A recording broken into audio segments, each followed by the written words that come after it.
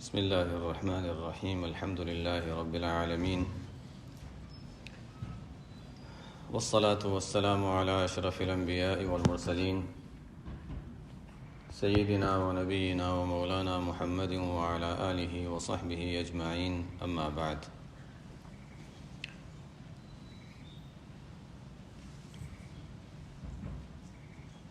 چونکہ محرم کا مہینہ شروع کی تاریخیں چل رہی ہیں، اور ویسے تو ہمارا یہاں جمع ہونے کا جو سلسلہ ہے اس سے متعلق یعنی اعمال وغیرہ کی اصلاح سے متعلق بھی بہت سی ضروری باتیں ہیں. گزشتہ مہینے ذی الحجہ کا مہینہ ہونے کی وجہ سے ذی الحجہ کے متعلق باتیں کی تھیں. اس سال اب محرم ہے تو محرم کی مناسبت سے کچھ باتوں کی ضرورت ہے. تو خیر پہلے تو وہی باتیں کر لیتے ہیں، بظاہر اسی میں وقت پورا ہو جائے گا. اگر وقت بچا تو پھر کچھ اور باتیں، ورنہ پھر انشاءاللہ آئندہ مجلس کے لیے اس کو ملتوی کر دیں گے ان باتوں کو. مقصد تو بہرحال جمع ہونے کا اصل وہی ہے کہ صحیح راستہ جو ہمیں بتایا گیا ہے اہدنا الصراط المستقیم میں جس کی دعا مانگی گئی ہے، ہم اس کو سمجھیں اور جس موقع پر جیسی ضرورت ہو، جیسے آپ صلی اللہ علیہ وسلم کا طریقہ ہوا کرتا تھا کہ رمضان شروع ہونے کا وقت آیا، 1-2 دن باقی ہیں تو رمضان کے بارے میں وعظ فرما دیا، اس کے لیے تیار فرما دیا صحابہ کو، اس کی ترغیب، اس کی فضیلت کا ذکر فرما دیا.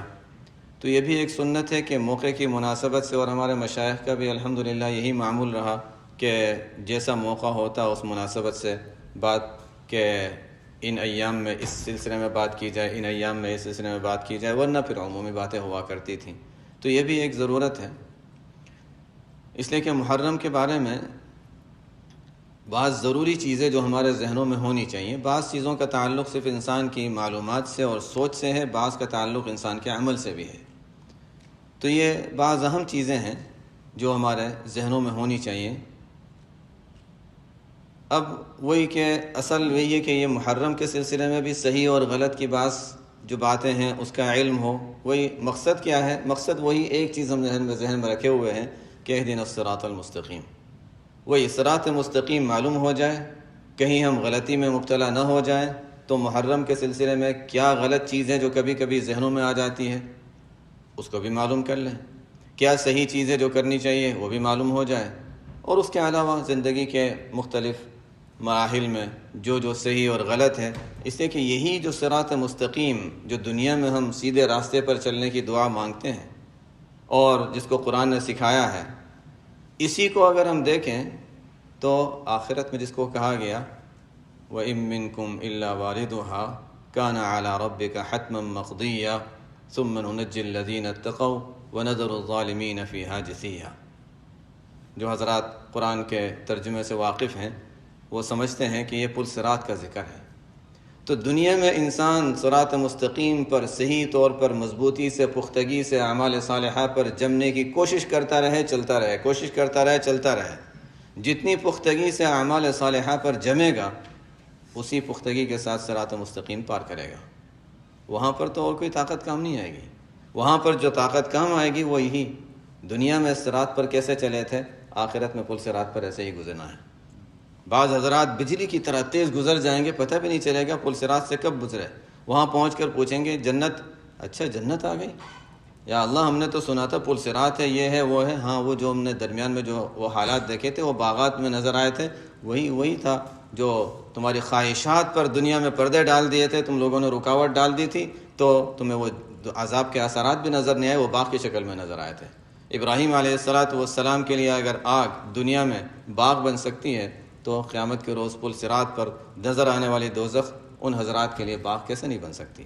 بہرحال یہی ہے کہ دنیا میں انسان صراط مستقیم پر صحیح طور پر چلتا رہے. ظاہر ہے صحیح طور پر چلنے کا مطلب انسان کہیں مایوس نہ ہو جائے کہ ہم تو غلطی میں مبتلا ہو ہی جاتے ہیں، یعنی کوشش کرتا رہے، چلتا رہے. یہی ہے جس کو ہم بار بار تذکرہ کرتے ہیں. انسان کوشش کرتا ہے، گرتا ہے، پھر چلتا ہے. کوشش کرتا رہے، چلتا رہے. جتنی پختگی سے کوشش کرے گا گناہوں سے بچنے کی، اعمال صالحہ اختیار کرنے کی، بس یہی وہ سلسلہ ہے جو انسان کو آخرت میں بھی پل صراط سے گزارنے کا ذریعہ بن جائے گا۔ یہ صراط ہے، وہ بھی صراط ہے۔ یہاں پر اللہ تعالیٰ نے اختیار دیا، تمہارے پاس چوائس ہے، وہاں پر چوائس ختم ہو جائے گی۔ دنیا میں جو اعمال کیے اس کے مطابق آخرت میں پھر اس کے صراط سے گزرنے کی سہولت، کسی کے لیے آسانی، کسی کے لیے تیزی، کسی کے لیے آہستہ، ہر ایک کے حالات مختلف ہوں گے۔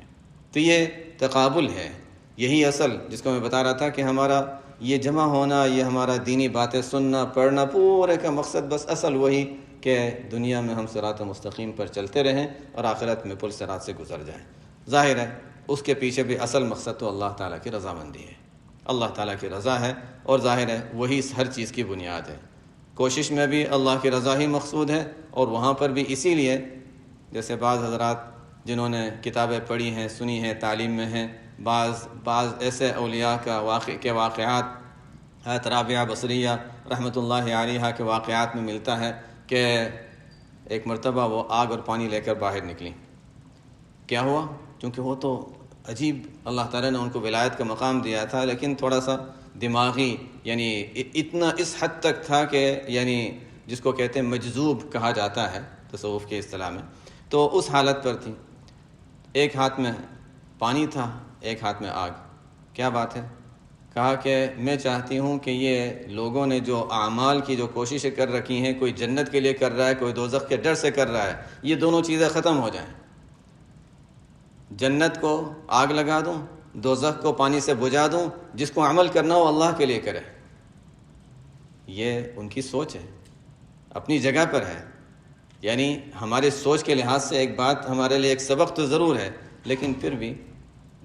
یعنی کوئی اس لیے اگر عمل کرتا ہے کہ جنت پہنچ جائے، کوئی حرج کی بات نہیں ہے۔ کوئی اس لیے اگر عمل کرتا ہے کہ دوزخ سے بچ جائے، کوئی حرج کی بات نہیں ہے۔ قرآن نے ہمیں یہی سکھایا کہ دوزخ سے بچو،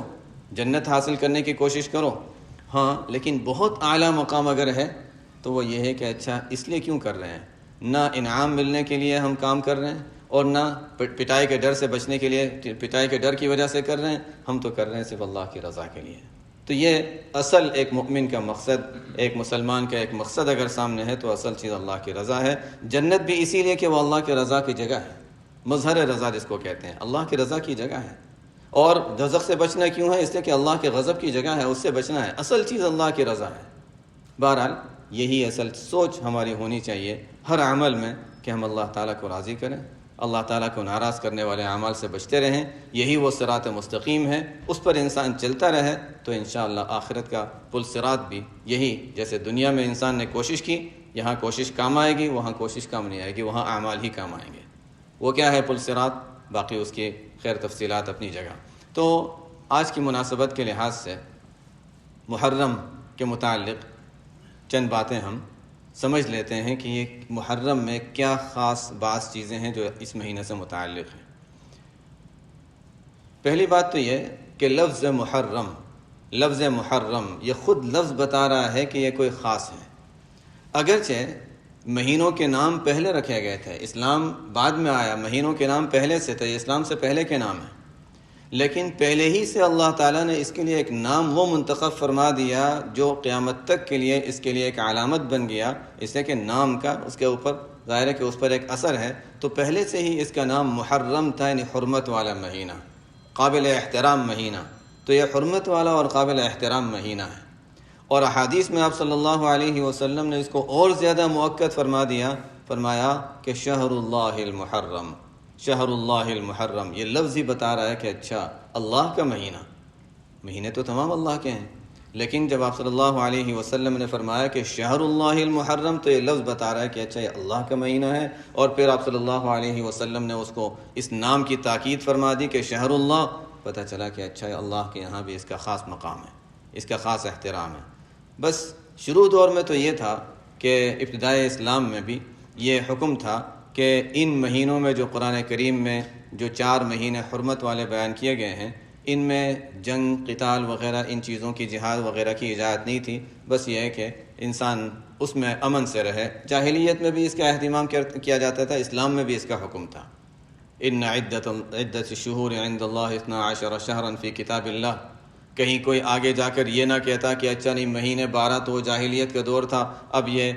زیادہ ہونی چاہیے تو قرآن نے ثابت کر دیا، شروع سے ہی تھا، قرآن نے اس کو اور مضبوط کر دیا کہ ان عدت الشہور عند اللہ 12 شہرا، 12 مہینے ہیں فی کتاب اللہ، کتاب اللہ کے حکم کے لحاظ سے، یوم خلق السماوات والارض، آسمان و زمین کی پیدائش کے وقت سے، منہا اربعۃ حرم، 4 حرمت والے مہینے ہیں، یہ حرمت والے قابل احترام مہینے۔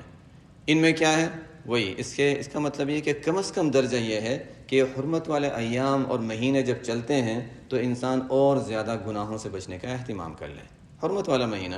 تو باقی احکام اپنی جگہ، اصل بنیادی سبق ہمارے لیے کہ ان مہینوں میں اور زیادہ اہتمام کیا جائے، انسان اپنے آپ کو گناہوں سے، برائیوں سے بچانے کا اور زیادہ اہتمام کر لے۔ یہ تو ایک بات ہو گئی۔ دوسری بات یہ ہے کہ یہ سوال ذہن میں، یہاں 10 باتیں میں بتا دوں گا محرم سے متعلق، ایک بات ہو گئی تاکہ یاد رکھنے میں سہولت ہو کہ اچھا یہ 10 باتیں ہیں، ان میں سے بعض عمل سے تعلق رکھتی ہیں، بعض صرف معلومات سے تعلق رکھتی ہیں۔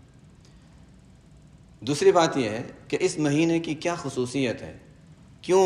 اس مہینے کو کوئی خاص اہمیت دی گئی، یا عاشورہ کو کیوں اہمیت دی گئی، اور بھی ایام ہیں اور بھی دن ہیں، کیا تاریخی لحاظ سے اس میں کچھ ہے؟ اصل تو یہ ہے وَرَبُّكَ يَخْلُقُ مَا يَشَاءُ وَيَخْتَارُ، اس کا اصل جواب تو یہ ہے۔ اللہ تعالیٰ جس وقت، جس شخص، جس زمانے کو، جس مکان کو، جس کو فضیلت دے دیں، اللہ کی مرضی ہے۔ اللہ تعالیٰ نے اس وقت کو اور اس مہینے کو کوئی خصوصیت دی ہے، اللہ تعالیٰ کا معاملہ ہے۔ وَرَبُّكَ يَخْلُقُ مَا يَشَاءُ، اللہ جو چاہتے ہیں پیدا کرتے ہیں، وَيَخْتَارُ، منتخب کرتے ہیں، فضیلت دیتے ہیں جس کو چاہتے ہیں۔ رمضان کو فضیلت دی، تمام مہینے اللہ کے، رمضان کو فضیلت دے دی، اور تمام ایام، جمعہ کو فضیلت دے دی، تمام راتیں ہیں، لیلۃ القدر کو فضیلت دے دی، اللہ تعالیٰ کا معاملہ ہے۔ تو ایک اصل جواب تو اس کا یہی ہے کہ یہ اللہ تعالیٰ کا حکم، ہماری طرف سے ما کان لہم الخیارہ، انسان کو اختیار نہیں ہے۔ اب جمعہ کے دن کی کتنی فضیلتیں ہیں، درود شریف کا اہتمام ہو، دعا کا اہتمام ہو، سورہ کہف کا اہتمام ہو، فلانا عمل ہو، فلانا عمل ہو۔ آپ صلی اللہ علیہ وسلم نے فرمایا دیکھو کبھی ایسا نہ کرنا کہ جمعہ کی رات میں زیادہ تہجد کا اہتمام کرو، عام راتوں میں نہ کرو۔ ایسا نہ کرنا کہ تنہا جمعہ کے دن کو فضیلت سمجھ کر روزہ رکھ لینا، حالانکہ خاص دن ہے تو انسان سوچتا ہے اچھا پھر روزہ بھی زیادہ رکھ لیں، اچھا تہجد کا اہتمام کر لیں۔ نہیں،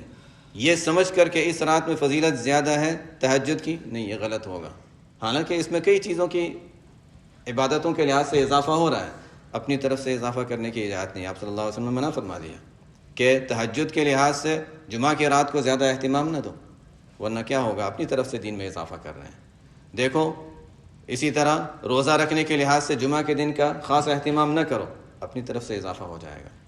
تو بہرحال عاشورہ کو کیوں، یعنی اس میں بھی بعض لوگوں کو یہ شبہ ہوتا ہے کہ پھر جمعہ کے دن روزہ، خاص طور پر ہمارا عاشورہ جو ہے اس مرتبہ جمعہ کے دن آ رہا ہے، تو جمعہ کے دن کو جمعہ ہونے کی وجہ سے انسان کوئی بہتر اور فضیلت سمجھ کر روزہ رکھے تو منع ہے۔ سہولت کی وجہ سے اس دن روزہ رکھ لیں، کوئی حرج کی بات نہیں۔ کسی کی اس دن مثلا چھٹی ہوتی ہے، یا بعضوں کا یہ ہوتا ہے کہ جمعہ کے دن ویسے بھی ظہر سے پہلے کھانا مشکل ہے، اب کھانا کھانے کے لیے وقت ویسے ہی نہیں ہے، جمعہ کے بعد دیر ہو جاتی ہے، خاص طور پر سردیوں کے ایام میں، چلو روزہ ہی رکھ لیں۔ اس لیے نہیں رکھ رہا کہ جمعہ کے دن روزہ رکھنے کی فضیلت زیادہ ہے، اس لیے رکھ رہا ہے کہ اس دن آسانی ہے، کوئی حرج کی بات نہیں ہے۔ سوچ سے فرق پڑتا ہے، اس دن کو اپنی جانب سے افضل سمجھ کر نہ رکھے، سہولت کی وجہ سے ہو تو کوئی حرج کی بات نہیں ہے۔ بہرحال تو اصل جواب تو یہ ہے کہ محرم اور عاشورہ کی جو فضیلت ہے من جانب اللہ ہے۔ کیا ہوا تھا تاریخی لحاظ سے؟ ایک واقعہ تو ہمیں ملتا ہے کہ یہ وہ دن ہے جس میں اللہ تعالیٰ نے بنی اسرائیل کو نجات دی تھی اور فرعون وغیرہ غرق ہوئے تھے۔ وہ واقعہ تو پیش آیا تھا اس لیے کہ آپ صلی اللہ علیہ وسلم نے مدینہ منورہ جا کر جب دیکھا کہ یہود روزہ رکھ رہے ہیں، ان سے معلوم کیا کیا وجہ ہے، تو انہوں نے بتایا کہ یہ واقعہ، تو آپ صلی اللہ علیہ وسلم نے فرمایا ہاں نحن احق بموسیٰ، ہم تو موسیٰ علیہ السلام سے زیادہ تعلق رکھتے ہیں، ہمارا تو اور رشتہ ہے، اس لیے کہ ہم آسمانی کتابوں، وہی تعلیمات، وہی انبیاء کے سلسلہ، اس کو ہم اور زیادہ ماننے والے لوگ ہیں، تو اس لیے فرمایا کہ اچھا ہم بھی اس دن کا اہتمام کریں گے۔ خیر، وہ اصل تو یہ تھا کہ یہ اتنی بات تو ثابت ہے، اتنی بات تو معلوم ہوتی ہے کہ اس دن بنی اسرائیل کو نجات ملی تھی، فرعون وغیرہ غرق ہوئے تھے۔ اس کے علاوہ کوئی واقعات جو ملتے ہیں وہ اس کی کوئی صحیح ثبوت نہیں ملتا کہ آدم علیہ السلام جو جنت سے اتارے گئے تھے وہ یہ دن تھا، اس کا کوئی ثبوت نہیں ہے۔ قیامت اس دن قائم ہوگی، اس کا کوئی صحیح ثبوت نہیں ملتا، جو روایت اس سلسلے میں ہے وہ قابل اعتبار نہیں ہے۔ بعضوں نے لکھا ہے لیکن اس پر کوئی یقین نہیں کیا جا سکتا، قابل اعتبار نہیں ہے۔ تو باقی واقعات جو اس سلسلے میں ملتے ہیں وہ کوئی یقینی نہیں ہیں، ہو سکتا ہے احتمال کے درجے میں، لیکن اس کا کوئی صحیح ثبوت نہیں ملتا۔ دو باتیں ہوں گی۔ تیسری بات یہ ہے کہ یہ وہ مہینہ ہے محرم جس سے ہمارے اسلامی تاریخ کی ابتدا ہوتی ہے۔ اس کو بھی ذرا سمجھنے کی ضرورت ہے، اس میں بھی بڑا انسان کو غلط فہمی ہوتی ہے کہ اسلامی تاریخ، اس کے مقابلے میں ہم کہتے ہیں یہ شمسی تاریخ کو لوگ سمجھتے ہیں اچھا وہ غیر اسلامی۔ یہ اسلامی غیر اسلامی کے جو لفظ ہے نا، یہاں پر اس معنی میں نہیں ہے کہ ہم انگریزی تاریخ استعمال کریں تو وہ غیر اسلامی ہوگی، اس لیے کہ ظاہر سورج کا نظام بھی اللہ تعالیٰ ہی چلا رہے ہیں، چاند کا نظام بھی اللہ تعالیٰ ہی چلا رہے ہیں۔ اتنا ہے کہ یہ چاند کی تاریخ پر اسلامی احکام کی بنیاد ہوتی ہے، اس لحاظ سے اس کو اسلامی تاریخ کہا جاتا ہے ایک، اور دوسرا ہے کہ اس اسلامی تاریخ کی جو بنیاد محرم سال کا پہلا مہینہ ہوگا وغیرہ، یہ ابتدا یہ مسلمانوں ہی کی طرف سے اس کی ابتدا ہوئی ہے، اس لحاظ سے اس کو اسلامی تاریخ کہا جاتا ہے۔ ورنہ اس کی ابتدا کب ہوئی تھی؟ سب جانتے ہیں کہ حضرت عمر رضی اللہ تعالیٰ عنہ کے دور میں سن 17 ہجری میں جب عمر رضی اللہ تعالیٰ عنہ کے زمانے میں کچھ خطوط لکھے گئے تھے اور عمر رضی اللہ تعالیٰ عنہ کے سامنے خطوط آئے، اچھا یہ بھی خطا ہے، یہ بھی خطا ہے، کون سا پہلا کون سا بعد کا پتہ نہیں چلا۔ مشورہ ہوا کہ نہیں، تاریخ ہونی چاہیے، مسلمانوں کے لیے ایک تاریخ ہونی چاہیے جس کی بنیاد پر وہ فیصلہ کیا کریں اور تاریخیں لکھا کریں۔ کس پر؟ پہلے زمانے میں اس ہوتا تھا کوئی بڑا واقعہ پیش آیا، عام الفیل کے فلاں اتنے عرصے کے بعد اور فلاں واقعے کے اتنے عرصے کے بعد، بڑے واقعات سے تاریخ کو جوڑ دیتے تھے۔ اب عمر رضی اللہ عنہ کے دور میں چونکہ اب بہت سی چیزیں منظم ہونے لگیں اور زیادہ جیسے حالات کے لحاظ سے بہت سی چیزیں اور ضرورتیں پیش آتی ہیں، تو عمر رضی اللہ عنہ کے دور میں یہ سلسلہ شروع ہوا کہ اچھا اب ہمیں کوئی تاریخ متعین کرنی چاہیے، مسلمان جس تاریخ کو استعمال کریں وہ کیا ہونی چاہیے۔ اب صحابہ سے مشورہ ہوا تو کسی نے پہلے تو یہ دیکھنا تھا کہ سال کی ابتدا کون سے واقعے سے سالوں کی ابتدا ہم مانیں، اور پھر کہاں سے سال کے شروع کرنے، مہینہ پہلا کون سا ہوگا اور سال کہاں سے شروع ہوں گے، تو دونوں چیزوں کے بارے میں تھا۔ اب مختلف آراء ظاہر ہے، مختلف آراء صحابہ میں، کوئی کسی نے رائے دی کہ اچھا ہمیں آپ صلی اللہ علیہ وسلم کی ولادت سے ہم سال کی ابتدا کریں تو سالوں کی ابتدا وہاں سے ہو، جیسے عیسائیوں میں عیسیٰ علیہ السلام کی ولادت سے ایک سلسلہ چلتا ہے میلادی جو کہلاتی ہے، تو اب وہ تو عام تھا، وہ رائج تھا، اچھا ہم آپ صلی اللہ علیہ وسلم کی ولادت سے شروع کریں، اس کو کوئی اہمیت نہیں دی گئی۔ اچھا وفات سے، اس کو بھی اہمیت نہیں دی گئی۔ مختلف ظاہر ہے مختلف آراء سامنے آئیں۔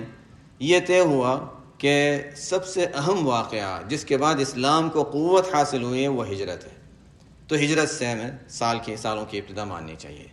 اس سے پہلے تو مکہ مکرمہ میں نہ کھل کر نماز پڑھنے کی اجازت تھی، نہ صحابہ اور آپ صلی اللہ علیہ وسلم جمعہ کی نماز پڑھ سکتے تھے، نہ باقاعدہ کھلے عام جماعت سے نماز ہوتی تھی۔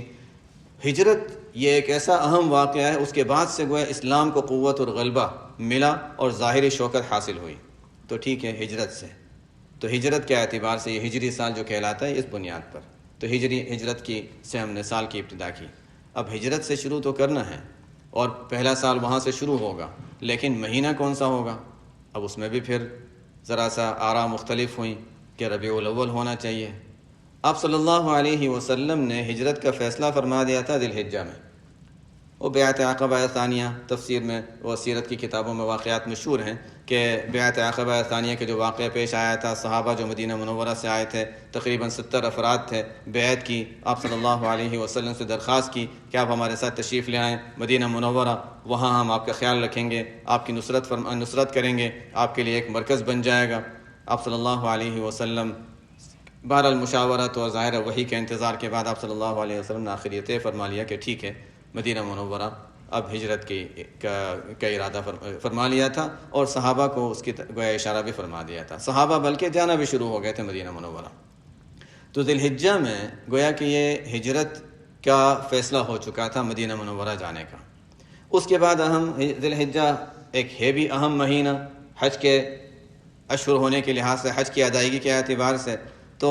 اور محرم میں پھر آپ صلی اللہ علیہ وسلم نے، بلکہ نہیں سفر میں آپ صلی اللہ علیہ وسلم نے سفر کی 27 سفر کا اخیر تھا، 27 سفر کو آپ صلی اللہ علیہ وسلم نے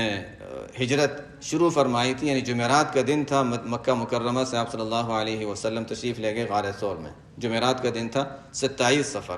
پھر جمعہ، ہفتہ، اتوار، 3 دن غار ثور میں ٹھہرے، اور اس کے بعد پھر ربیع الاول کی پہلی تاریخ تھی، آپ صلی اللہ علیہ وسلم وہاں غار ثور سے باہر تشریف لائے، سفر شروع کیا، اور ایک ہفتے کے بعد پیر کے روز آپ صلی اللہ علیہ وسلم مدینہ منورہ قباء کے علاقے میں پہنچے ہیں۔ تو اس لحاظ سے دیکھیں تو ربیع الاول کے مہینے میں ہجرت کی ابتدا بھی ہو رہی ہے، ربیع الاول ہی میں آپ صلی اللہ علیہ وسلم کی ولادت بھی ہو رہی ہے، ربیع الاول ہی میں وفات بھی ہو رہی ہے۔ تو ربیع الاول کے مہینے کو کئی خصوصیات حاصل ہیں، اور وحی کی ابتدا وغیرہ بھی ربیع الاول میں بیان کی گئی ہے۔ بہرحال مختلف ربیع الاول کی خصوصیات ہیں، تو اس لحاظ سے بعضوں کی رائے ہو کہ ربیع الاول سے ہم سال کی ابتدا کریں۔ خیر، چونکہ فیصلہ ہوا تھا ذی الحجہ میں، حج ایک اہم عبادت ہے، اس کے بعد سے گویا کہ ایک نیا سلسلہ شروع ہوتا ہے، حج کر کے لوگ آئے ہیں، اچھا اب نیا سلسلہ، تو بہرحال یہ طے ہوا کہ محرم سے سال کی ابتدا ہونی چاہیے۔ تو عمر رضی اللہ تعالیٰ عنہ کے دور میں سن 17 ہجری میں یہ فیصلہ ہوا کہ ہم محرم سے سال کی ابتدا کریں گے، اور ہجرت کے اعتبار سے گویا سالوں کو ہم مانیں گے، اور مہینہ سال کا پہلا مہینہ جو ہے وہ محرم ہوگا۔ اس کا مطلب یہ ہوا کہ آپ صلی اللہ علیہ وسلم کے دور میں نیا سال کی کوئی تصور ہی نہیں تھا اسلامی تاریخ کے اعتبار سے۔ وہی بات پھر کہ اسلامی کا مطلب یہ ہوا کہ اسلامی احکام کی بنیاد اس پر ہے، یعنی یہ 17 ہجری سے پہلے بھی، بلکہ ہجرت سے پہلے بھی اسلامی احکام کی بنیاد جو رکھی گئی تھی، اگر احکام آئے تھے اس زمانے میں، اور جو بھی آئے تھے، اس لیے کہ زیادہ تر احکام تو مدینہ منورہ میں نازل ہوئے، جو بھی احکام آئے تھے ان میں اصل یہ قمری تاریخوں کا اعتبار ہے۔ زکوٰۃ میں قمری اعتبار سے، چاند کی تاریخ کے اعتبار سے ہے، عورت کی عدت میں چاند کی تاریخ کے اعتبار سے ہم شمار کرتے ہیں۔ تو یہ تمام چیزیں اسلامی جو احکام ہیں ان کا تعلق چاند کی تاریخ سے ہے، اس لیے اس کو اسلامی تاریخ کہا جاتا ہے۔ اس کا مطلب یہ بتانے کا مقصد یہ ہے کہ ہم یہ دوسری جو شمسی تاریخ ہے اس کو غیر اسلامی نہ سمجھیں، لیکن یہ بھی ضروری ہے کہ ہم اسلامی تاریخ جو ہے جس کی بنیاد مسلمانوں نے رکھی، جس پر اسلامی احکام کی بنیاد ہے، اس کی حفاظت بھی کریں، اس کو یاد بھی رکھیں۔ اس سلسلے میں مجھے ہمارے دارالعلوم کراچی کے میرے استاد بھی ہیں، حضرت مولانا مفتی محمود اشرف عثمانی رحمۃ اللہ علیہ، ان کا ایک معمول میں نے پڑھا اور اچھا لگا۔ وہ فرماتے ہیں کہ مجھے چاند کی تاریخ کے بارے میں کبھی سوچنا نہیں پڑتا کہ آج کیا تاریخ ہے۔ کیسے؟ فرمایا میرا معمول یہ ہے کہ روزانہ چاند کی پہلی تاریخ کو پہلا پارہ پڑھتا ہوں، دوسری تاریخ کو دوسرا پارہ، روزانہ کا ایک پارے کا معمول جو بنایا تھا اس لحاظ سے کہ چاند کی تاریخ کے لحاظ سے 29 کا مہینہ ہو گیا تو اس دن 2 پارے پڑھ لوں گا، پھر نئی تاریخ ہوئی تو نئی تاریخ پہ پھر ایک پارہ روزانہ۔ تو فرماتے ہیں مجھے کبھی یاد نہیں رکھنا پڑتا کہ آج کون سی تاریخ ہے، میرا جو پارہ ہوگا اس کے لحاظ سے وہ تاریخ ہوگی۔ ایک اچھی چیز ہے یہ ان حضرات کے لیے جو بہت مصروف ہوں، ظاہر ہے ان کی مصروفیات، علمی مشاغل وغیرہ بہت مصروف ہوں اور ایک سے زیادہ نہ پڑھ سکیں، اس لیے کہ بعض لوگ اگر 3 پارے پڑھتے ہوں یا زیادہ پڑھتے ہوں تو وہ کہیں کم ہمت نہ ہو جائیں کہ اچھا ہم بس اب سے ایک پارہ پڑھیں گے کہ ایک بہت اچھا معمول سامنے آ گیا، چونکہ ان کے باقی اور بعض حضرات سوچیں گے ایک پارہ بہت زیادہ ہے، دونوں سوچیں ہوں گی۔ بہرحال ان کی مصروفیات کے لحاظ سے بتا رہا ہوں کہ ان کی جو مصروفیات تھیں، علمی مشاغل تھے، ان کے جو باقی دروس تھے، ان سب کے ساتھ یعنی ایک پارے کا معمول ان کا تھا۔ کوئی اگر اس کو اختیار کرنا چاہے کہ اچھی چیز ہے کہ اچھا ایک محرم ایک ابتدا ہے، ابھی سے لے کر انسان اگر شروع کرے تو ٹھیک ہے، 1-2 دن چند پارے انسان پڑھ لے، پھر ایک ہر روزانہ کی تاریخ کے اعتبار سے ایک پارہ پتہ ہے کہ اچھا اس مہینے کے ختم تک میرا قرآن ختم ہو جائے گا، اتنا تو پکا ہے۔ زیادہ کر سکے تو زیادہ کر لے۔ اس میں یہ بھی ہو سکتا ہے کہ جو زیادہ پڑھنے والے ہیں ان کے لیے یہ بھی ہو سکتا ہے کہ ہر تاریخ پر اس تاریخ والا پارہ اور دوسرا معمول دوسری طرف سے چلتا رہے کہ اچھا ٹھیک ہے زائد وقت ملے گا تو اچھا یہاں سے بھی پڑھ لیں گے۔ ایک ہوتا ہے انسان کے معمول،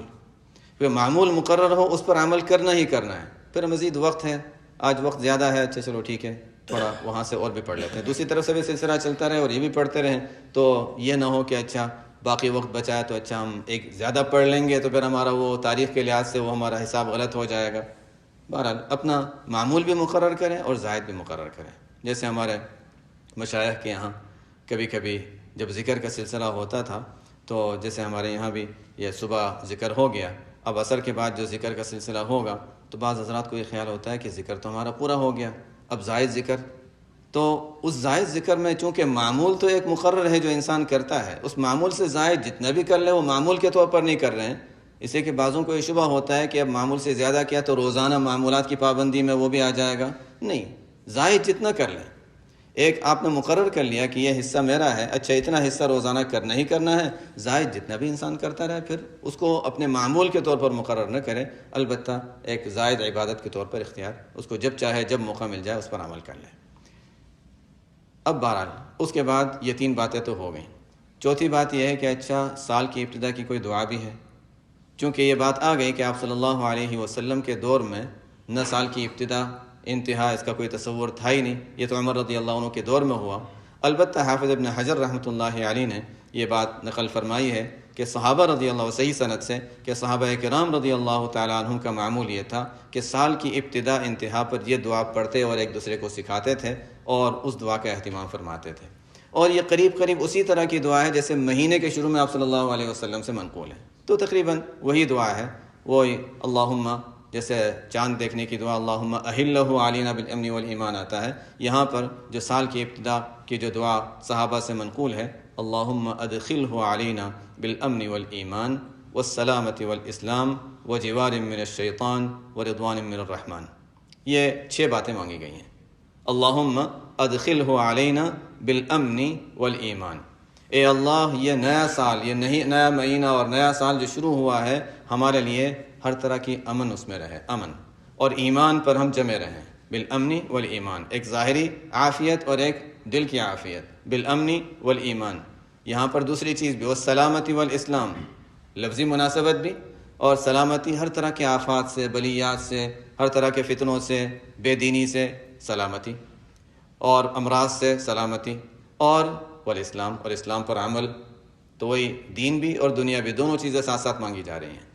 اور اس کے علاوہ 2 چیزیں ہیں، ایمان اور اسلام پر پختگی کے لحاظ سے 2 بنیادی چیزیں ہوتی ہیں، اور وہ کیا ہے؟ وہ جوار من الشیطان، شیطان سے حفاظت رہے، اور رضوان من الرحمن، اللہ تعالیٰ کی رضامندی حاصل ہوتی رہے۔ تو یہ ہم بچتے بھی رہیں، وہی پل صراط مستقیم کی جو بات آ گئی، گناہوں سے بچتے رہیں، اعمال صالحہ کرتے رہیں، بس یہی ہے صراط مستقیم، انسان اس پر چلتا رہے، اور یہی دعا کا حاصل بھی تقریباً یہی نکلتا ہے۔ یہ 4 باتیں ہو گئیں۔ اس کے بعد 5ویں بات کہ اس مہینے میں جو خاص واقعات پیش آئے ان میں عام طور پر چونکہ ہم جن لوگوں سے ہمیں واسطہ پڑتا ہے زیادہ تر یعنی یہی سنتے آ رہے ہیں کہ اچھا اس مہینے میں جو بڑا واقعہ پیش آیا، واقعہ کربلا، حضرت حسین رضی اللہ عنہ کی شہادت کا واقعہ، وہ ہوا تھا واقعہ، ظاہر ہے وہ بالکل صحیح واقعہ ہے، لیکن یہ چیز ہمارے لوگوں میں بہت زیادہ جو اس کو پھیلایا جاتا ہے، ابھارا جاتا ہے، اس کی ایک حقیقت ہے، اس کی وجہ ہے، لیکن ساتھ ساتھ یہ بھی خیال رکھنا چاہیے کہ حسین رضی اللہ تعالی عنہ وہ مظلوم تھے، ان کو شہید کیا گیا، اہل بیت کو شہید کیا گیا، بڑا عجیب واقعہ ہے، واقعے کی تفصیل بھی کسی موقع پر اس کا تذکرہ ہوا تھا اور بڑا مفصل واقعہ ہے، لیکن صرف یہی ایک واقعہ تو پیش نہیں آیا اس مہینے میں۔ جنہوں نے اس سے فیصلہ کیا تھا کہ محرم سے سال کی ابتدا ہوگی، وہی حضرت عمر رضی اللہ تعالیٰ عنہ، محرم کی پہلی تاریخ شروع ہوتی ہے، رات کا وقت ہے اور ان کی شہادت ہوئی ہے۔ عمر رضی اللہ تعالیٰ عنہ کی شہادت بھی محرم کی پہلی تاریخ کو ہوئی ہے، ذی الحجہ کے اخیر کے ایام تھے جس وقت آپ کو زخمی کیا گیا، محرم کی پہلی تاریخ تھی جب آپ کی شہادت ہوئی، اور محرم کی پہلی تاریخ کی صبح تھی جب آپ کے جنازہ لے جایا گیا اور دفن کیا گیا۔ تو یہ چند دن عمر رضی اللہ تعالیٰ عنہ جو زخمی رہے تھے وہ بھی عجیب واقعہ ہے۔ بہرحال اصل تاریخی لحاظ سے دیکھا جائے تو محرم کے ساتھ یہ واقعہ بھی ہے۔ اگر ہم حسین رضی اللہ تعالیٰ عنہ کی مظلومیت کا تذکرہ کرتے ہیں تو ایسا نہ ہو کہ ہم عمر رضی اللہ تعالیٰ عنہ کو بھول جائیں، وہ بھی خلیفۃ المسلمین تھے، وہ بھی مظلوم تھے جن کو شہید کیا گیا تھا، اور ظاہر ایک بہت بڑا واقعہ تھا، ایک امت کے لیے بہت بڑا نقصان تھا وہ، جس کے بارے میں آپ صلی اللہ علیہ وسلم نے پہلے ہی فرما دیا تھا کہ یہ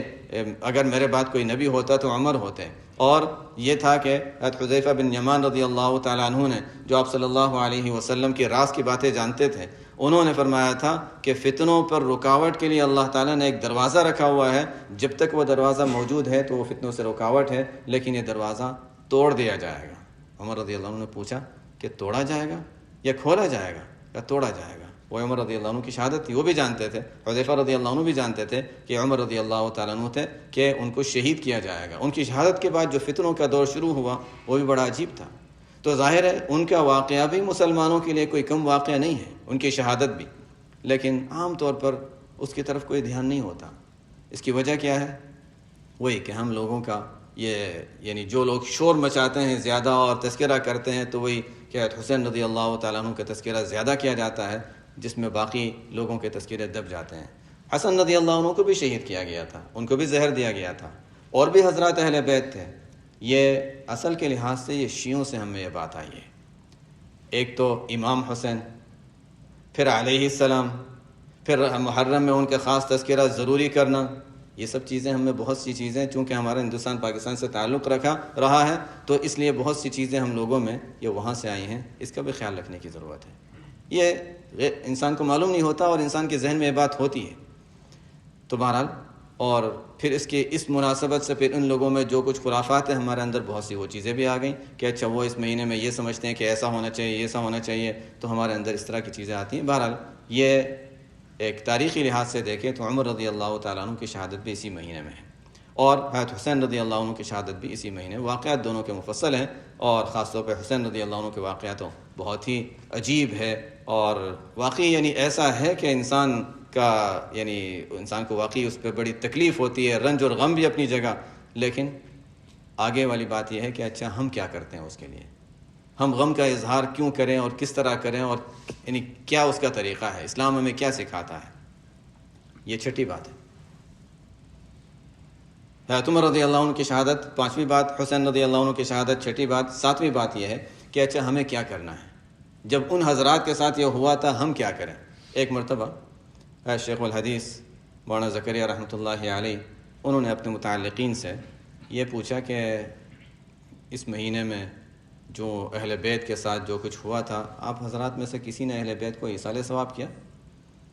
کون ہے کتنا ایصال ثواب کرتا ہے اہل بیت کو؟ فرماتے ہیں سب خاموش، جیسے کہ ذہن میں یہ بات نہیں آئی تھی، یہ تو سوچا تھا ہاں یہ ہوا تھا، واقعات کا تذکرہ کرنا، تقریروں میں اس کا تذکرہ کرنا، یہ چیزیں تو ذہنوں میں آتی ہیں، لیکن یہ نہیں سوچا تھا کہ اچھا ایصال ثواب بھی کرنا ہے۔ شیخ الحدیث رحمۃ اللہ علیہ نے فرمایا، خیر قریب کے جو حضرات تھے وہ اس میں بھی نہیں تھے کہ وہ تقریروں وغیرہ میں تذکرہ کریں، لیکن بہرحال یہ بھی ذہن میں نہیں آیا تھا کہ کوئی خاص ایصال ثواب کریں۔ شیخ الحدیث رحمۃ اللہ علیہ نے فرمایا کہ میرا معمول ہے کہ پہلی محرم سے لے کر 10 تاریخ تک، بعض مشائخ نے، ہمارے شیخ رحمۃ اللہ علیہ خلفاء نے، بعضوں نے یہ نقل فرمایا کہ میرا معمول یہ ہے، شیخ فرماتے ہیں کہ میرا معمول یہ ہے کہ روزانہ میں ایک قرآن ختم کر کے ان تمام اہل بیت کو، حضرت حسین رضی اللہ عنہ ان سے متعلق جتنے تھے سب کو میں ایصال ثواب کرتا ہوں۔ یہ کرنے کی چیز ہے،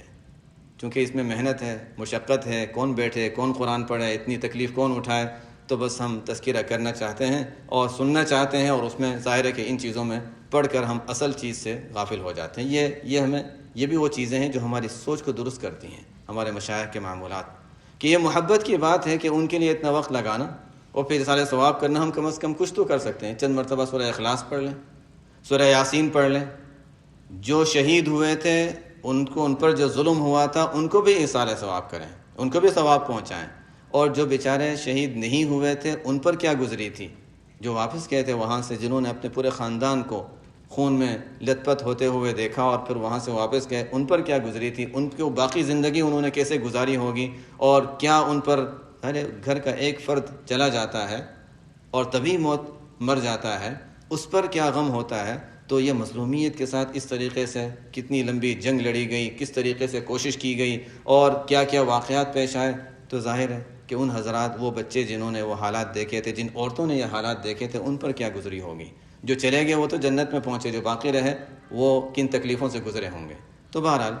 تمام مستحق ہیں، جو اس میدان میں موجود تھے وہ بھی، جو موجود نہیں تھے وہ بھی، تمام مستحق ہیں کہ ہم کچھ نہ کچھ پڑھ کے ان کو بھی ایصال ثواب کریں۔ عمر رضی اللہ تعالیٰ عنہ بھی مستحق ہیں کہ ان کو ایصال ثواب کریں۔ آپ صلی اللہ علیہ وسلم کے ازواج مطہرات بھی مستحق ہیں کہ ان کو بھی کبھی کبھی ثواب پہنچا دیا کریں، ایصال ثواب کر لیا کریں۔ اس کے بعد عملی لحاظ سے دیکھیں تو 2 کام کرنے کے ہیں۔ یہ 7 باتیں تو ویسے ہی ہماری معلومات اور سوچ درست کرنے کے لحاظ سے 2 کام کرنے کے ہیں، جو کہ ہم میں سے ہر ایک جانتے ہی ہے۔ ایک تو ہے روزہ۔ روزے کا اہتمام کا مطلب یہ ہے کہ 10 تاریخ کا روزہ رکھنا ہے، عاشورہ، جو ہمارے جمعہ کے دن آئے گا انشاءاللہ۔ تو اصل جو روزے کی فضیلت ہے، جس میں آپ صلی اللہ علیہ وسلم نے فرمایا کہ گزشتہ 1 سال کے گناہ معاف ہو جاتے ہیں، وہ 10 محرم کا روزہ ہے۔ لیکن آپ صلی اللہ علیہ وسلم نے، یہ تو مکہ کے دور میں بھی روزہ رکھنے کا اہتمام تھا، مدینہ منورہ میں بھی روزہ رکھنے کا اہتمام تھا، رمضان کی فرضیت سے پہلے اس کا لزوم تھا، لازم تھا، بعد میں پھر اس کے مستحب ہو گیا، لیکن بہرحال عمل رہا۔ آپ صلی اللہ علیہ وسلم کا عمل ہجرت سے پہلے بھی، ہجرت کے بعد بھی، اور رمضان کی فرضیت کے بعد بھی عاشورہ کے روزہ رکھنے کا اہتمام تو رہا تھا۔ اتنا ہے کہ پہلے لازم کے درجے میں تھا، بعد میں صرف فضیلت اور استحباب کے درجے میں ہو گیا۔ اب یہ اصل جو حکم ملا تھا وہ تو یہ تھا کہ 10 ذی الحجہ یہ 10 محرم کا روزہ عاشورہ کا روزہ ہے۔ کچھ عرصے کے بعد، کچھ سالوں کے بعد صحابہ کرام رضی اللہ تعالیٰ عنہم نے عرض کیا، یا رسول اللہ ہم بھی روزہ رکھتے ہیں، یہ اہل کتاب بھی روزہ رکھتے ہیں، روزے میں ہم ایک طرح ہو جاتے ہیں، یہ مشابہت سی معلوم ہوتی ہے، کوئی حرج تو نہیں ہے؟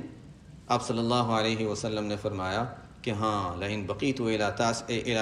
الی قابل، اگر آئندہ سال میں زندہ رہا تو میں 9ویں تاریخ کا بھی روزہ رکھوں گا۔ یہ تو صحیح روایت ہے،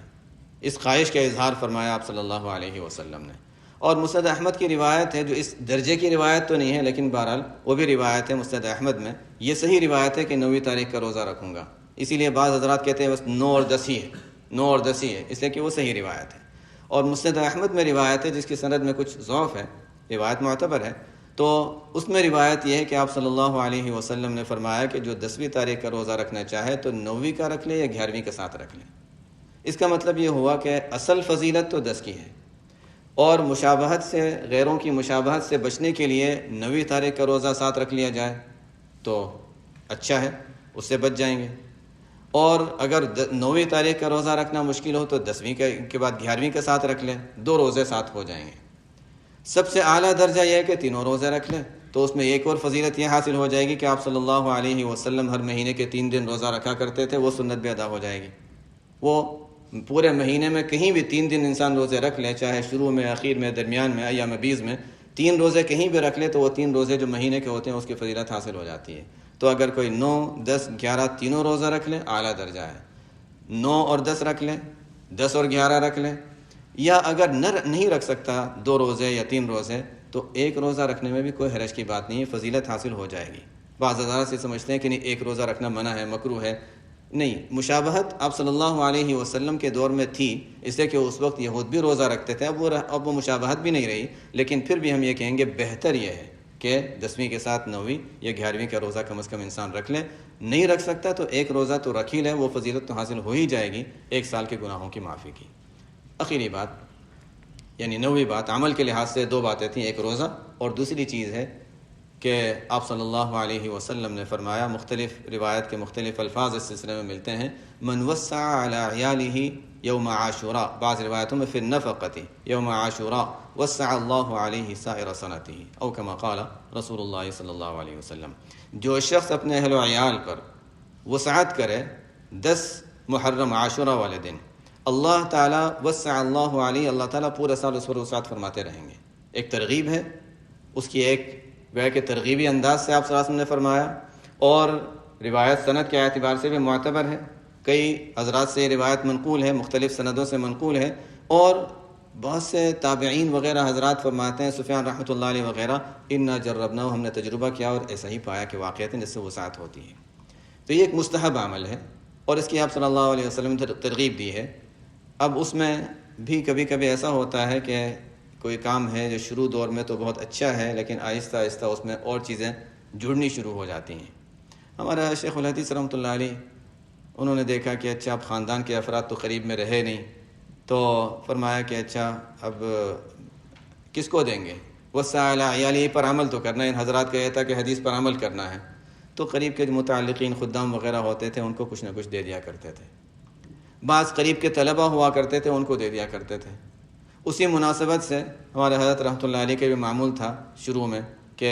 مدرسے کے تمام طلباء کو، اساتذہ کو تھوڑا تھوڑا کچھ دے دیا کرتے تھے۔ اس کے بعد تعداد بڑھی تو بہرحال وہاں کی جو طالبات ہیں ان کی طرف سے مطالبہ آتا تھا، اور وہاں کے آپاؤں کی طرف سے، تو ان کے لیے اخیر تک بھی حضرت رحمۃ اللہ علیہ کا معمول تھا کہ کچھ نہ کچھ $1 سب کے لیے مل جایا کرتا تھا۔ یہ ہمارے بڑوں کا معمول رہا ہے۔ اب آہستہ آہستہ ایسا لگ رہا ہے کہ اس میں ذرا ترقی ہو رہی ہے، ہمیں اس سے ذرا بچنے کی ضرورت ہے۔ یعنی میں یہ نہیں کہہ رہا کہ بدعت ہے، لیکن ایسا نہ ہو کہ ہم اس کو بہت زیادہ ترقی دے دیں۔ ہو یہ رہا ہے کہ حدیث میں تو یہی آیا تھا کہ عیال کا مطلب جو انسان کے جن کے خرچہ اٹھاتا ہے، تو کھانے پینے کے لحاظ سے جن کے خرچے کا انسان ذمہ دار ہے، تو گھر میں کیسے اس پر عمل کریں گے، عورت ہے کیسے عمل کرے گی، مرد کیسے عمل کرے۔ طریقہ یہ ہے کہ مرد یہ ہے کہ اچھا کچھ کھانے پینے کی کچھ اشیاء زیادہ لے آئے اس دن کے لیے، اور کچھ پھل فروٹ وغیرہ لے آیا۔ عورت کے لحاظ سے یہ گھر میں اب خواتین ہیں، کھانا کچھ اچھا پکا لیا، ان کی محنت ہے، ان کے پیسے ہیں، جو جس طریقے سے وہ ساتھ جو کر سکتا ہے وہ کر لے۔ تو یہ وسعت پر عمل ہو گیا۔ اب ٹھیک ہے کہ اہل و عیال کے علاوہ ہمارے پڑوسی ہیں، وہ بھی ذرا عیال ہی کی طرح ہو جاتے ہیں، اچھا سامنے والے ہیں وہ بھی ذرا عیال ہی کی طرح ہو جاتے ہیں، ہمارے فلاں متعلق ہیں، اچھا وہ ذرا ہمارے عیال ہی کی طرح ہیں، تو عیال کے مطلب میں ہم نے اضافہ کرتے ہوئے تھوڑا ترقی زیادہ ہو رہی ہے۔ یہ اسی طرح نہ ہو جائے جیسے پہلے زمانے میں بدعات شروع ہوئی تھیں۔ ختم بخاری کا سلسلہ ہمارے حضرت مفتی تقی صاحب مقدس اللہ بہت تاکید فرماتے ہیں کہ یہ بہت بڑھ گیا ہے، اس کو جتنی لمٹ میں رہنا چاہیے تھا اس کی حدود سے ذرا آگے بڑھ گیا ہے، کہ اس کے لیے ہمارے ملکوں میں بہت زیادہ انتظامات اور اہتمامات ہوتے ہیں اور اس کے لیے بہت کچھ اخراجات ہوتے ہیں۔ ہمارے یہاں تو بہت سے مدارس میں یہ ہوتا ہے کہ اچھا جلسہ اور ختم بخاری ایک ساتھ ہے، تو جلسہ اور ختم بخاری ایک ساتھ ہو جاتا ہے، لیکن صرف بخاری شریف کے ختم اور اس کا اتنا زیادہ اہتمام جتنا قرآن کے ختم کا اہتمام نہ ہو، یہ ذرا سوچنے کی بات ہے۔ یہ میں اس لیے کہہ رہا ہوں کہ یہ چیزیں آہستہ آہستہ ہم لوگوں میں اتنی زیادہ پختگی اختیار کر لیتی ہیں، تو یہ جو ٹھیک ہے وسع علی عیالہ، انسان گھر میں وسعت ٹھیک ہے قریب کے متعلقین ہیں ان کے لیے، لیکن ایسا نہ ہو کہ یہ سلسلہ بہت زیادہ پھیلے کہ اچھا ہم فلانے کے گھر بھی بھیج دیں، فلانے کے گھر بھی بھیج دیں، فلانے کے گھر بھی بھیج دیں، اور اس کو فضیلت سمجھ کر کریں اور حدیث پر عمل کے طور پر کریں، تو یہ حدیث میں اس کا تذکرہ نہیں ہے۔ ایسا نہ ہو کہ ہم بہت زیادہ اس کو پھیلا دیں، تو اس کا بھی ذرا خیال رکھنے کی ضرورت ہے۔ باقی ہاں گھر میں اس پر عمل ہونا چاہیے، اب چاہے وہ کھانے پینے کی چیزوں کی شکل میں ہو یا چاہے کچھ نہ کچھ مزید کچھ ہدیہ دینے کی شکل میں، جس طرح انسان اپنے طور سے عمل کر لے وہ ساتھ کے لفظ پر عمل کر لے۔ یہ تو ہو گئی کرنے کی چیزیں، دو چیزیں، اس کے علاوہ اس سے پہلے باتیں۔ آخری چیز یہ ہے کہ بعض چیزیں وہ ہیں جو ہمارے اندر غلط فہمیاں رائج ہیں۔ ابھی کسی سے بات ہوئی تھی تو کسی کے یہاں نکاح کا سلسلہ ہے، کہا ہمارے لوگوں میں کچھ ایسی باتیں ہوتی ہیں کہ محرم میں نکاح نہیں ہونا چاہیے، یہ بھی وہیں سے آیا ہے، چونکہ شیعوں کے یہاں یہ مہینہ سوگ کا ہے، ماتم منانے کا ہے اور غم کا اظہار کرنے کا ہے، تو ان کی طرف سے یہ بات آئی ہے کہ اچھا محرم میں کوئی خوشی کا کام نہیں ہونا چاہیے، نکاح خوشی کی چیز ہے تو محرم میں نہ ہو۔ حالانکہ آپ صلی اللہ علیہ وسلم کا نکاح حضرت خدیجہ رضی اللہ عنہ سے، ٹھیک ہے شریعت کے احکام آنے سے پہلے تھا، لیکن خدیجہ رضی اللہ عنہ سے نکاح جو ہوا تھا محرم میں ہوا تھا۔ پھر کوئی کہے اچھا یہ تو اسلام سے پہلے یعنی نبوت سے پہلے کی بات ہے۔ حضرت صفیہ رضی اللہ عنہ سے نکاح جو اسلام کے آخری دور میں یعنی آپ صلی اللہ علیہ وسلم کے آخری دور میں، تو حضرت صفیہ رضی اللہ عنہ سے نکاح ہوا تھا، وہ بھی محرم میں ہوا تھا۔ اسی طرح آپ صلی اللہ علیہ وسلم کی صاحبزادی ام کلثوم رضی اللہ تعالیٰ عنہ کا نکاح عثمان رضی اللہ تعالیٰ عنہ سے ہوا تھا، محرم میں ہوا تھا۔ تو یہ اسلام میں ہمیں یہ بتا دیا گیا کہ اس مہینے میں کسی طرح کی کوئی نحوست یا برائی نہیں ہے، اور کوئی بھی مہینہ ایسا نہیں ہے جس میں اس طرح کے کسی کام کی خوشی منانے کی ممانعت کی گئی ہو، ایسی کوئی چیز اسلام میں نہیں ہے۔ یہ غیروں سے بعض سوچیں ہمارے اندر آتی ہیں، تو اس سے متعلق جتنے بھی چیزیں، غم کا اظہار ہے، خوشی نہ منانا وغیرہ، یہ سب اسلام میں ایسی کوئی چیز نہیں ہے۔ اور بہرحال یہ اور بھی بہت سی چیزیں ہمارے ملکوں میں جو وہاں کے رسومات سے واقف ہیں وہ تو جانتے ہیں کہ ہمارے ملکوں میں کیا کچھ ہوتا ہے، یہ اصل اسلامی تعلیمات ہے۔ اس کے علاوہ جو کچھ ہم نے اضافہ کیا ہوا ہے، بہت سی چیزیں اپنی طرف سے یا بہت سی چیزوں کو برا سمجھا ہوا ہے، یہ اس کا اسلامی تعلیمات سے تعلق نہیں ہے۔ یہ بنیادی کچھ باتیں تھیں، کرنے کے کام کے لحاظ سے میں نے بتا دیا۔ دو بنیادی چیزیں ہیں، روزہ اور وسعت، اور اس میں بھی کہیں انسان حد سے آگے نہ بڑھ جائے، اس کا بھی خیال رکھنا ہے۔ سبحانک اللہم و بحمدک، اشہد ان لا الہ الا انت، استغفرک و اتوب الیک۔